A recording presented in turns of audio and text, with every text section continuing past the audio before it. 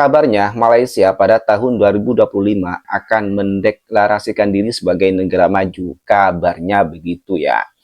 Sementara di Indonesia sampai saat ini masih bergelut dengan sistem pendidikan yang begitu-begitu saja, yang stagnan dan bahkan cenderung diabaikan oleh pemerintahnya. Seharusnya pendidikan atau kesehatan itu tidak boleh dikomersialkan. Jika negara Indonesia yang besar dan agung ini memang bertanggung jawab terhadap kesejahteraan rakyatnya. Bayangin aja, pendidikan jadi bahan dagangan, lalu setelah lulus diarahkan jadi budak korporat. Kita perbaiki kualitas hidup, kita tingkatkan gaji-gaji semua pejabat, semua penyelenggara negara, sehingga bisa dikatakan dia tidak ada insentif untuk korupsi sama sekali. Untuk menekan angka korupsi, solusinya adalah menaikkan gaji pejabat. Gila sekali ini. Ini solusi gila banget bagi saya. Untuk mencegah terjadinya korupsi, maka gaji pejabat harus dinaikkan.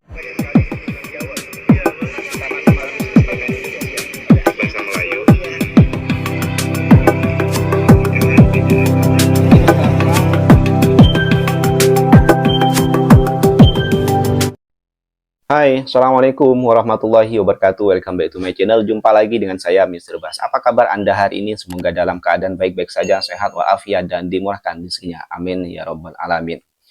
Kabarnya, Malaysia pada tahun 2025, artinya tahun depan, akan mendeklarasikan diri sebagai negara maju. Kabarnya begitu ya.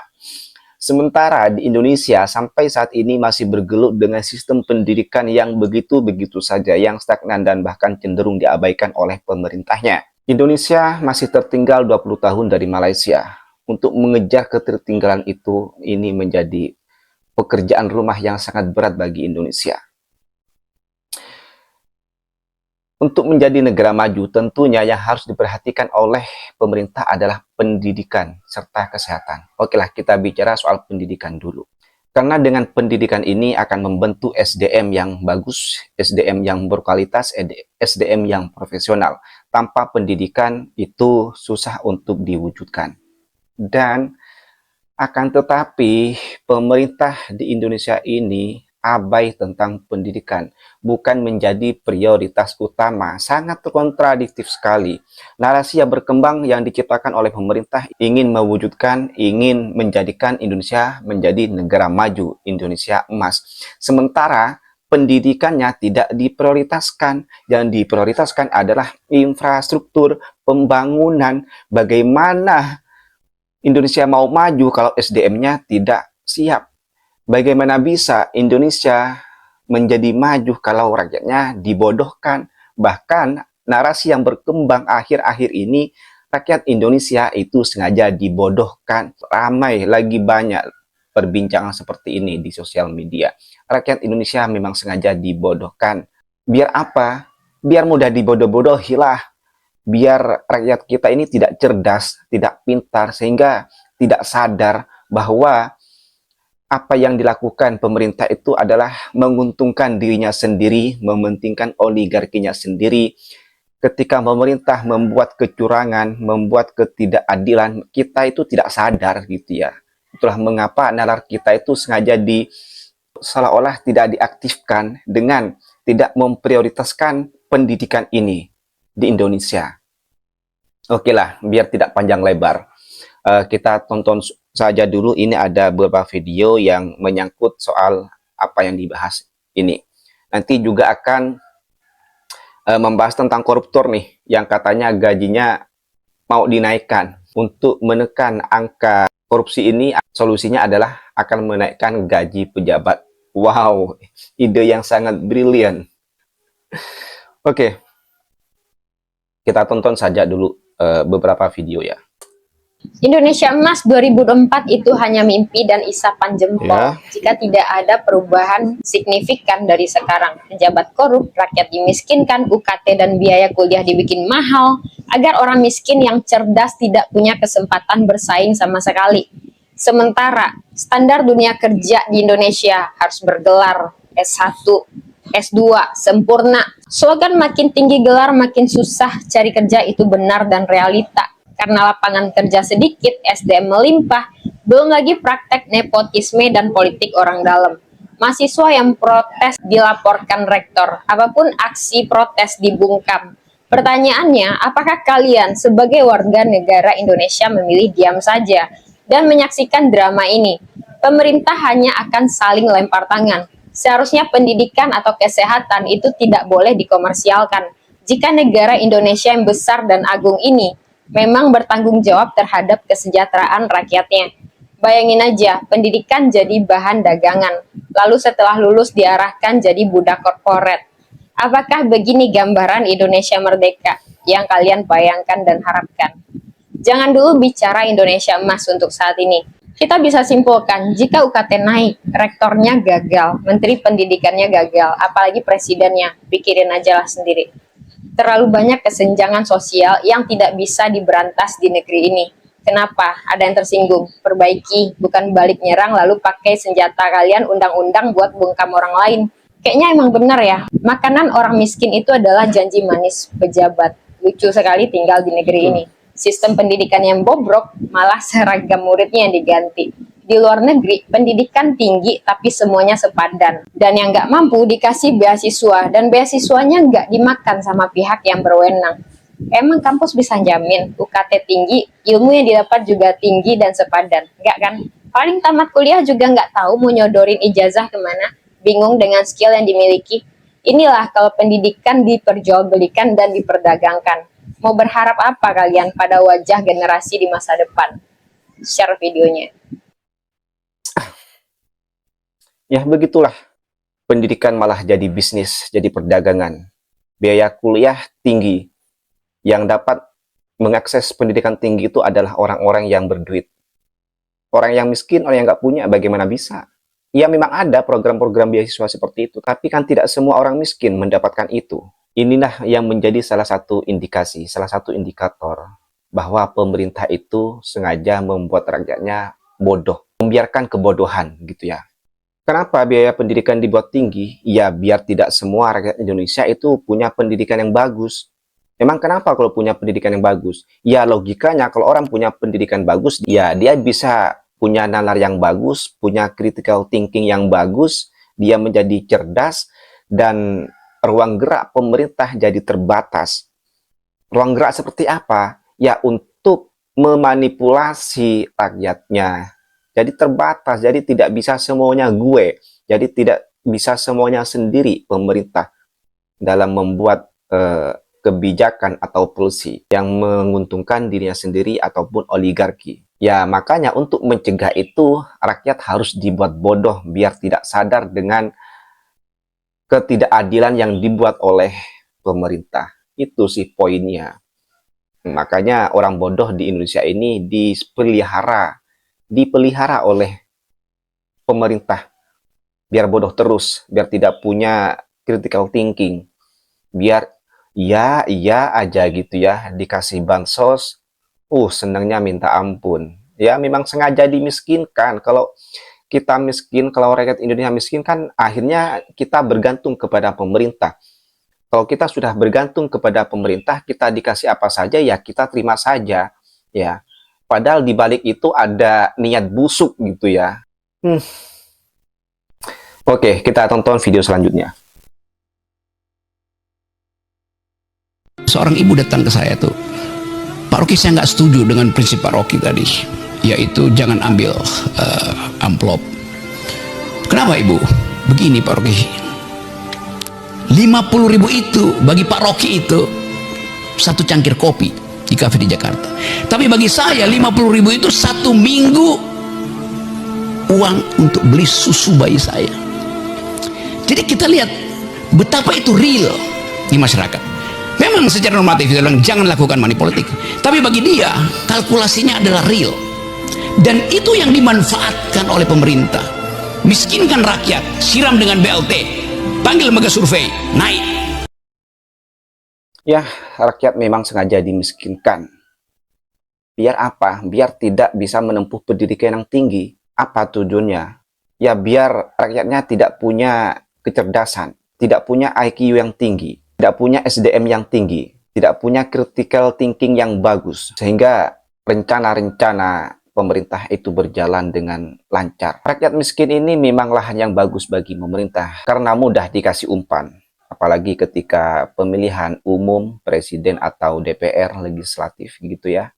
Dikasih duit 50.000 saja mereka sudah mau mencoblos. Suara kita itu terjual, suara kita itu tergadaikan dengan uang 50.000 5 tahun ke depan. Sebetulnya kalau kita mau berpikir kritis, apa artinya duit 50.000 dengan kebijakan atau polisi yang dibuat pemerintah 5 tahun ke depan? Yang mana polisi yang dibuat itu malah merugikan kita sebagai rakyat. Kan banyak sekali kejadian-kejadian di masyarakat nih, dampak yang dirasakan oleh masyarakat. Polisi atau kebijakan yang dibuat oleh pemerintah itu merugikan rakyat. Kemudian kita sebagai rakyat malah mengeluh, kok gini ya pemerintah? Ya itu salahnya kita sendiri. Kenapa kita memilih presiden itu, memilih pemimpin itu, hanya dengan kita dikasih duit 50.000. Sementara dampak yang dirasakan itu adalah hebat itu. Makanya perlu critical thinking dalam hal ini, dalam memilih pemimpin.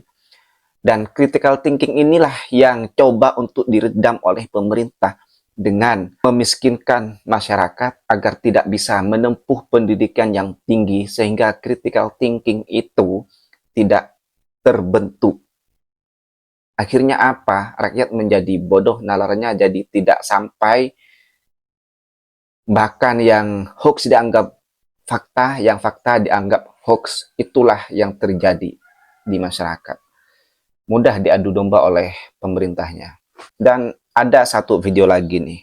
Dan menurut saya ini sudah menggambarkan betapa kurang nalarnya otak-otak orang-orang Indonesia ini, rakyat kita nih. Saya mau mengatakan bodoh tapi takut terlalu kasar gitu ya. Maka saya ganti dengan begitu tidak nalarnya rakyat kita, orang-orang Indonesia. Ya, kemarin Indonesia itu kan mengadakan pemilihan umum untuk memilih seorang presiden. Sebelum pemilihan itu ada campaign-campaign gitu ya. Nah, ada salah satu calon presiden yang saat ini sudah terpilih jadi presiden next periode selanjutnya. Dalam kampanyenya dia mengatakan untuk menekan angka korupsi, solusinya adalah menaikkan gaji pejabat. Gila sekali ini. Ini solusi gila banget bagi saya. Untuk mencegah terjadinya korupsi, maka gaji pejabat harus dinaikkan. Karena dirasa taraf hidupnya kurang bagus, kurang baik, maka gajinya harus dinaikkan agar kemungkinan-kemungkinan untuk korupsi itu tidak terjadi.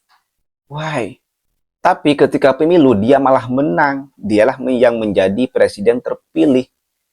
Nah, disinilah yang menjadi tolak ukur betapa tidak nalarnya warga Indonesia kalau tidak mau mengatakan bodoh gitu ya. Mana bisa, mana ada untuk mengatasi, untuk mencegah korupsi itu malah menaikkan gaji pejabat. Kurang besar apalagi gaji pejabat, kok harus dinaikkan untuk mencegah tindakan korupsi.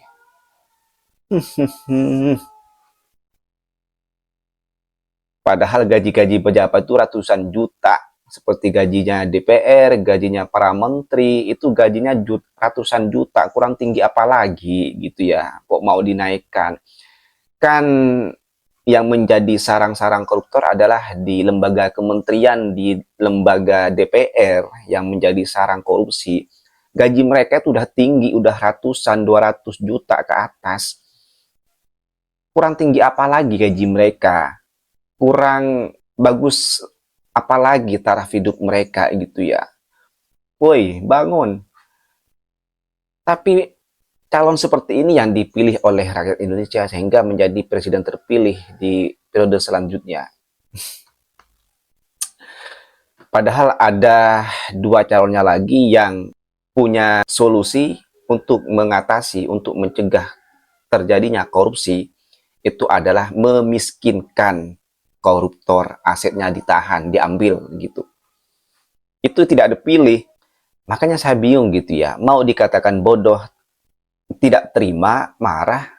Mau dikatakan cerdas, pintar, tapi pilihannya seperti itu. Oke, kita tonton saja dulu videonya.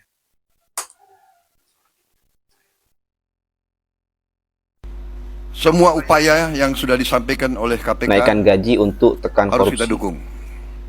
Dan saya bertekad untuk mendukung dan untuk manakala saya nanti bersama Saudara Gibran menerima mandat dari rakyat, saya bertekad untuk memimpin upaya pemberantasan korupsi dengan sungguh-sungguh dan dengan total. Jadi, menurut pandangan saya, kita harus dengan secara realistis mengatur kualitas hidup semua pengambil keputusan yang mengendalikan roda pemerintahan, terutama yang memegang anggaran besar. Kualitas hidupnya ini harus dijamin dan diperbaiki. Di negara-negara yang maju, yang harus kita pelajari, hakim-hakim, apalagi hakim tertinggi, hakim agung, itu dijamin jabatannya seumur hidup. Dia hanya bisa berhenti apabila dia sakit, dia minta berhenti, atau dia meninggal. Itu di Amerika, itu di Inggris. Hakim-hakim itu dijamin penghasilannya begitu besar sehingga bisa dikatakan dia tidak ada insentif untuk korupsi sama sekali. Ini yang saya anggap pendekatan sistemik dan pendekatan realistis. Ini saya kira harus kita mendekatinya secara realistis. Ini keyakinan saya. Jadi kita perbaiki kualitas hidup, kita tingkatkan gaji-gaji semua pejabat, semua penyelenggara negara. Kita mampu. Saya sudah hitung dengan tim pakar saya, Indonesia negara kaya, bukan negara miskin. Kita mampu. Kita tingkatkan kualitas hidupnya, kita jamin kualitas hidupnya dengan berbagai sistem. Mana yang lebih kaya, jadi DPR atau jadi menteri? Nah, sebenarnya lebih gede mana sih, gaji menteri atau gaji DPR? Oke, mulai dari DPR dulu. Menurut CNBC Indonesia, gaji DPR diatur dalam 2 aturan, yaitu Surat Edaran Sekjen DPR RI nomor dan Surat Menteri Keuangan nomor. Nah, ini sebagian rinciannya, yang mana kalau dihitung totalnya 50 juta rupiah. Tapi, Mbak Kade alias Mbak Krisdayanti yang waktu itu sempat heboh menyatakan bahwa dana aspirasi kita itu 450 juta, dan itu 5 kali dalam setahun. Belum ada lagi dana kunjungan sebesar 140 juta, dan itu 8 kali dalam setahun. Yang mana kalau ditotal dan di rata-rata gaji DPR menurut Mbak Kade kurang lebih sebesar 300 jutaan per bulannya. Gimana nih, menurut kalian mendingan ikutin surat edaran atau ikutin Mbak Kade? Tapi kalau gue sih lebih percaya Mbak Kade sih kayaknya. Oke, lanjut ke menteri. Nah, kalau menteri menurut CNBC Indonesia, gaji dan tunjangan jajaran menteri telah diatur dalam peraturan pemerintah nomor 75/2000, dan tunjangan menteri Indonesia juga diatur dalam keputusan presiden nomor 68/2001, yang mana berisi menteri negara saat ini memiliki gaji pokok sebesar 5.040.000 dan tunjangan jabatan hingga 13.608.000 per bulannya, yang mana totalnya adalah sebesar 18.648.000. Namun angka tersebut belum dihitung tunjangan lainnya ataupun dana operasional yang diperoleh oleh menteri, dan katanya itu beda-beda setiap menteri tergantung tugas dan wewenangnya, yang mana katanya ada yang bilang 100 hingga 200 juta per bulannya. Tapi berhubung datanya belum jelas, jadi untuk menjawab lebih kaya mana nih, jadi DPR atau menteri? Jadi DPR 300 jutaan, jadi menteri cuma 18 jutaan. Ya mungkin lebih dari itu, tapi datanya belum jelas. Jadi untuk sekarang yang menang adalah DPR. Indonesia adalah negara yang kaya, bukan negara miskin, maka perkaya pejabat-pejabatnya dan miskinkan orang miskinnya. Kekayaan alam Indonesia itu bukan para pejabat saja, tetapi untuk mensejahterakan rakyatnya, mengangkat taraf hidup orang miskin, bukan malah menaikkan gaji pejabat yang gajinya sudah ratusan juta. Tetapi calon presiden yang seperti ini malah kepilih dan akan menjadi presiden di periode selanjutnya. Dan mudah-mudahan apa yang beliau sampaikan dalam kampanyenya itu tidak diterapkan di nanti masa kepemimpinannya. Ya. Aduh, rakyat Indonesia, mau dikatakan bodoh tapi marah, mau dikatakan pintar tapi pilihannya seperti ini. Ya, mudah-mudahan setelah nanti Pak Prabowo dilantik, dia akan sadar bahwa solusi untuk memberantas korupsi itu bukan itu caranya, bukan menaikkan gaji, tapi merampas asetnya, dimiskinkan. Gitu ya. Oke, mungkin cukup sampai di sini konten pada kali ini. Kurang lebihnya saya mohon maaf. Sampai jumpa di next konten. Wassalamualaikum warahmatullahi wabarakatuh.